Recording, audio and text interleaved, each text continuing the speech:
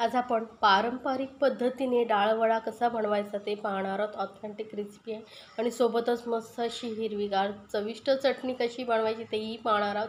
हे वडे एकदा नक्की बनवून बघा, खूपच छान लागतात. बाहेरून एकदम कुरकुरीत आणि आतून मस्त असं खुसखुशीत लागतात. मुलांना छोट्या मोठ्या भुकेसाठी तुम्ही ही झटपट बनवून देऊ शकता. चवीला एकदम अप्रतिम लागते आणि बनवण्यासही एकदम सोपे आहेत. कमी साहित्य लागतं. जेवढं साहित्य कमी लागतं तेवढंच चवीला एकदम अप्रतिम असे हे वडे बनलेले आहेत.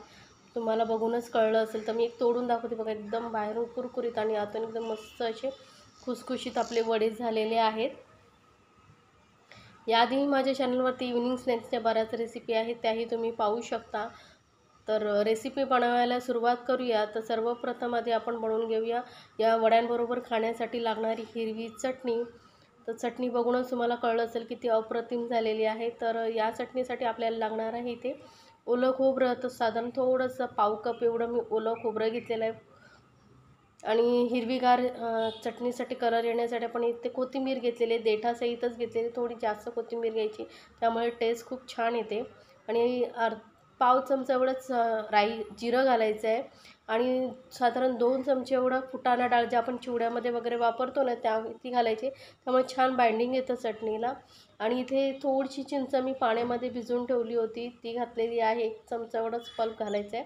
छान टेस्ट येते चटणीला. आणि इंच एवढंच आल्याचे तुकडे घालायचे. तर अगदी छोटंसं आल्याचा तुकडा घालायचं आहे. चवीनुसार घालायचं आहे मीठ. आणि यामध्ये आता थोडंसं पाणी घालून पण मस्त एकदम बारीक अशी ही चटणी वाटून घेणार आहोत. तर डाळ घालून आपण चटणी बघा किती छान अशी वाटली गेली, मस्त टेक्स्चर आलेलं आहे चटणीला. तर ही चटणी आता आपण एखाद्या बाउलमध्ये काढून घेऊ आणि याला आपण तडका देणार आहोत, त्यामुळे चटणीची टेस्ट खूप छान येणार आहे. तर 1 चमचा तेलामध्ये थोडीशी राई घालते आणि अगदी थोडीशी 2-3 कढीपत्त्याची पानं तोडून घालायची आहे. गॅस बंद करू आणि गरम गरम हा तडका आपण चटणीवरती घालणार आहोत. तर मस्त अशी ही हिरवीगार चविष्ट आपली चटणी तयार झालेली आहे. आता चटणी तयार आहे, तर आपण वडे कसे बनवायचे ते पाहणार आहोत. त्यासाठी बघा इथे चणा डाळ एक कप मी चणा डाळ घेतली होती. ती पूर्णपणे आपण धुवून स्वच्छ 4 ते 5 तास पाण्यात भिजत ठेवायची. आता तुमच्याकडे जास्त वेळ नसेल तर मग गरम पाण्यामध्ये अर्धा ते पाऊण तास भिजत ठेवला तरी डाळ भिजली जाते. तर आता ही डाळ आपल्याला पाणी सर्व काढून टाकायचं आहे डाळीमधलं. आता डाळीचं सर्व पाणी काढून टाकल्यानंतर याला आपल्याला मिक्सरमधून वाटायचं आहे. तर सेम मिक्सर जार घेतला आहे, त्यामध्ये 1 इंच एवढा आल्याचे तुकडे घालायचे आहेत. 5-6 लसणाच्या पाकळ्या घालायच्या आहेत. आणि 1 चमचा एवढं जिरं घालायचं आहे. सोबतच आता इथे तिखटपणासाठी मी इथे 3 हिरव्या मिरच्या वापरलेल्या आहेत. यामध्ये आपण लाल मिरची पावडर घालणार नाही, त्यामुळे हिरवी मिरचीचाच वापर करायचा आहे. आता तिखट किती हवं आहे त्यानुसार तुम्ही मिरचीचं प्रमाण कमी जास्त करू शकता. आता या पाणी न घालता थोडंसं असं दरदरीत आपण हे वाटून घेतलेलं आहे बघा, जाडसर. कारण डाळ घातल्यानंतर मग हे आल्याचे तुकडे वगैरे राहू शकतात. आता ही डाळ पूर्णपणे आपण वाटून घ्यायची आहे. त्याआधी त्यातली थोडीशी डाळ एकदम 2-3 चमचे काढून ठेवायचे. याचा वापर आपण नंतर करणार आहोत. तर बाकीची जी डाळ आहे, पाणी अजिबात न वापरता आपल्याला ही डाळ थोडीशी अशी जाडसर अशी वाटून घ्यायची. एकदम फाईन पेस्ट करायची नाही, थोडी जाडसर अशी दरदरीत वाटून घ्यायची आहे. तर सर्व डाळ मी घालून घेते. आता तुम्ही जास्त प्रमाणात बनवत असाल तर प्रमाण मी तुम्हाला डिस्क्रिप्शन बॉक्समध्ये देते, त्याचं डबल तुम्ही घेऊ शकता 2 कपाची बनवायची असेल तर. आणि आता हे थोडं जाडसर असं मी वाटून घेते डाळ. तर डाळ बघा जाडसर वाटली आहे बघा, मध्ये मध्ये तुम्हाला डाळ पण दिसत असेल. अशीच जाडसर वाटायची, एकदम बारीक करायची नाही. जाडसर वाटल्यामुळे काय होतं, आपले जे वडे आहेत ना मस्त असं खुसखुशीत होतात. तर आता हे सर्व मिश्रण जे आहे आपण एका भांड्यामध्ये काढून घेऊया. तर सर्व मिश्रण काढून घेतल्यानंतर आपण यामध्ये घालणार आहोत 2 चमचे तांदळाचं पीठ. यामुळे आपल्या वड्यांना छान असं खुसखुशीतपणा आणि बाइंडिंग येईल. याऐवजी मग तुम्ही बेसन घातलात तरी चालेल. आणि असं जाडसर कापलेला कांदा घालायचा आहे. 8-10 ना कढीपत्त्याची पानं बारीक तोडून घालायची आहेत, छान टेस्ट येते. सोबतच थोडी कोथिंबीर घालायची, थोडी जास्त घाला म्हणजे छान टेस्ट येते वड्यांना. आणि ॲसिडिटीचा वगैरे प्रॉब्लेम होऊ नये गॅसेसचा म्हणून 2 पिंच एवढा मी हिंग घालते. सोबतच चवीनुसार घालूया मीठ आणि याला तडका देणार आहोत। एक चमचा तेल चांगलं कडकडीत गरम करून घालायचं आहे, त्यामुळे वडे जे आपले आहेत ना खुसखुशीत होतात। आता हे सर्व साहित्य आधी आपण मिक्स करून घ्यायचं आहे। तर तांदळाचं पीठ नसेल तर मग तुम्ही 1 चमचा बेसन आणि 1 चमचा रवा घातला तरी चालेल, पण तांदळाच्या पिठामुळे छान असं खुसखुशीतपणा येतो आपल्या वड्यांना। तर हे सर्व साहित्य मिक्स केल्यानंतर आता यामध्ये आपण घालणार आहोत जी आपण डाळ काढून ठेवली होती ना बाजूला, ती अशी डाळ घातल्यामुळे काय होतं वड्यांना छान टेक्स्चर येतं। मध्ये असं वडा खाताना अशी डाळ लागते ना, खूप छान लागते, बाईट छान लागतात।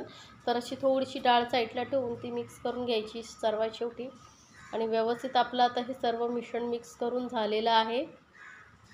आता हे तुम्ही वडे जेव्हा फ्राय करायचे असतील तेव्हाच डाळ वाटून मिश्रण मिक्स करायचं असतं, कारण यामध्ये आपण मीठ वगैरे घातल्यानंतर त्याला पाणी सुटू शकतं आणि ओलसर झाल्यामुळे वड्यांचा शेप येऊ शकत नाही परफेक्ट। तर बघा असं सुकं सुकं आपल्याला हे पीठ हवं आहे आणि जर असं वाटलं पातळ आहे तर थोडंसं अजून तुम्ही तांदळाचं पीठ मिक्स केला तरी चालेल। आता एक छोटासा गोळा घेऊन एकदम गोल थोडासा करायची काही गरज नाही आहे, हाताने थोडं चपटा करायचं, शेप पूर्ण इवन द्यायची गरज नाही, कारण बाजूने जे अशा चिरा वगैरे जातात ना साईडने अशा चिरा गेलेल्या असतात, त्यामुळे काय होतं वडा आपला मस्त आतपर्यंत छान असा फ्राय होतो। त्यामुळे साईडने असे क्रॅक गेले तरी काही प्रॉब्लेम नाही आहे, उलट ते परफेक्ट आपले वडे तयार होतील। तर अजून एक मी तुम्हाला वडा दाखवते। अगदी फक्त हाताने थोडंसं गोल करून 2 हातामध्ये दाबून चपटा करायचं आहे आणि जास्त जाडही वडे आपल्याला ठेवायचे नाही आहेत, नाहीतर वडे जे आहेत आतून व्यवस्थित फ्राय होणार नाही। त्यामुळे मध्यम आकाराचे असे आपण वडे जास्त जाडही जास्त पातळीने असे वडे बनवून घ्यायचे आणि तेल चांगलं गरम झालं की गरम तेलामध्ये मीडियम फ्लेमवरती मस्त असे वडे आपण फ्राय करून घेणार आहोत। ते सुरुवातीला एका साईडने व्यवस्थित फ्राय होऊ द्या, तेलामध्ये वडे चांगले सेट होऊ द्या, नंतरच पलटून त्याला दुसऱ्या साईडने फ्राय करून घ्यायचं आहे। तर वडे बघा मस्त आधी थोडा वेळ असेच आपण फ्राय करून घेणार आहोत मीडियम फ्लेमवरती आणि थोड्या वेळाने व्यवस्थित सेट झाले वडे का आपण पलटून दुसऱ्या साईडने फ्राय करून घेऊया आणि गॅस लक्षात ठेवा मीडियमवरतीच ठेवायची आहे। मी दाखवलेल्या रेसिपी जर तुम्हाला आवडत असतील तर चॅनलला लाईक, कमेंट आणि सबस्क्राईब करायला विसरू नका। सोबतच बेल आयकॉनवरती क्लिक करा, म्हणजे माझ्या नवीन रेसिपीची नोटिफिकेशन लगेचच तुमच्यापर्यंत पोचेल। तर एका साईडने बघा मस्त असं थोडासा खरपूस असा कलर येत चाललेला आहे, तेव्हा पलटून आपण दुसऱ्या साईडने फ्राय केलेले आहेत। असं थोडंसं अलटून पलटून आपण हे वडे मस्त असे सोनेरीचा रंग येईपर्यंत फ्राय करून घ्यायचे आहेत मीडियम फ्लेमवरती। जर हाय फ्लेमवरती फ्राय करायला गेलात ना तर वडे आतून कच्चे राहतील आणि खाण्यामध्ये मजा येणार नाही। त्यामुळे एकदम मीडियम फ्लेमवरती आपण हे मस्त असं बघा इतपत कलर येईपर्यंत फ्राय करून घ्यायचं। कलर किती छान आले बघा, त्यामुळे डाळ व्यवस्थित जी आपण अख्खी घातली तीही छान फ्राय होते। तर गरम असे आपले हे वडे डाळ वडे तयार आहेत।